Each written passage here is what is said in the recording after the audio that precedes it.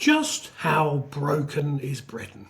The mood in the country is certainly grim. Prime Minister Keir Starmer, who won a landslide election victory last year, is now languishing in the polls, and Britain's leading Donald Trump impersonator Nigel Farage has a new party called Reform that's threatening to replace the Conservatives and challenge Mr Starmer for power. So what has gone wrong? We're going to look at this through the lens of the Social Progress Index, a composite measure of quality of life based on non-economic outcomes, the real things that matter to people. And looked at in those terms, Britain seems like a pretty decent place.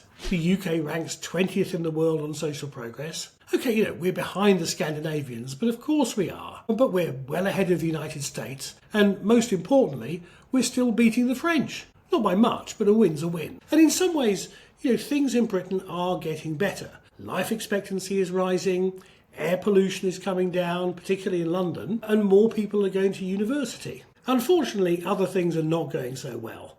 There are worries about the costs of housing, which have been going up and up steadily. Rights, particularly the right to protest, are getting restricted, and discrimination and violence against minorities is on the rise. The net effect is that the UK social progress has really stagnated since 2011.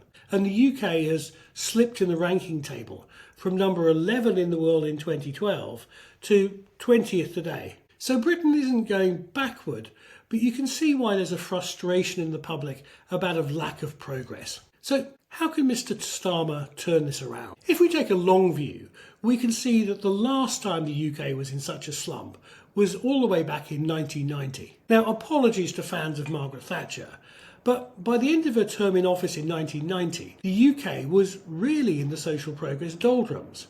We actually shared with Italy bottom position on social progress in the G7. And yes, we were even behind the French. Now, from that low point, starting under Prime Minister John Major in the early 90s, the UK went on a long bull run when social progress surged.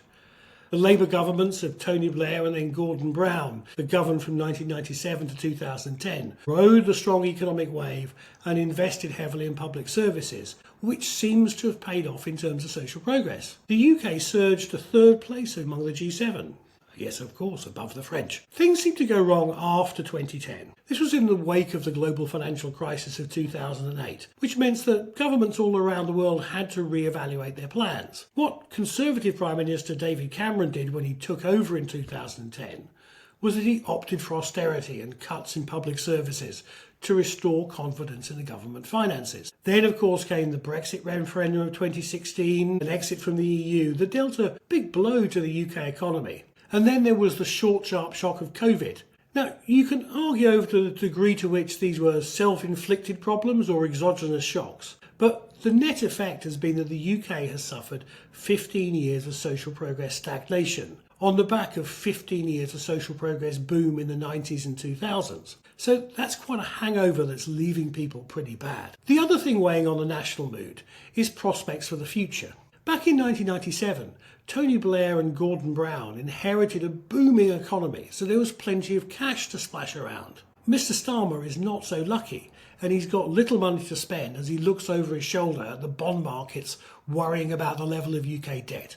Your average voters in Britain might therefore reasonably expect that things can only get worse rather than better. So what's Mr Starmer to do? He talks a lot about economic growth, which is not a bad idea, and let's admit it would be a lot easier if the UK was in the EU. But growth isn't going to solve its problems. Prime Minister, beware. Growth alone is no political panacea to turn around your electoral fortunes. We analysed the elections around the world last year, and what we found is that voters want more than economic growth. To get re-elected, the data suggests you need to improve social progress as well. So what's the formula for Prime Minister Starmer to boost Britain's social progress? Well, our data suggests three areas where he needs to really focus. The first is on housing. As I said, satisfaction with and availability of housing is a real issue in Britain at the moment, as it is in many countries around the world. Mr Starmer has to make headway on this if he's going to win the next election. The second area seems to be what I'd call confidence in public services. On issues like health and education, the outcomes have generally improved, but the indicators about public confidence in those services have declined in recent years. So the challenge is about changing the perceptions, rebuilding confidence in public services. And then the third area is that we have sadly seen a rising tide of violence and discrimination against minorities in the UK. Now, some of that is also being fueled at the moment by the anti-immigrant sentiment of people like Mr Farage and others. So it could get worse. Now, Mr Starmer does seem to be taking the battle to some of his nativist anti-immigrant opponents. It does seem that it's a battle he needs to win if he's going to win on social progress. Now, all the data I've mentioned is on our website. You can check out all the details on the UK social progress performance from 1990 to the present day. And we'll be doing more examinations of this kind of social foundations of geopolitical trends over the next coming weeks. Please do like and subscribe if you'd like to see more.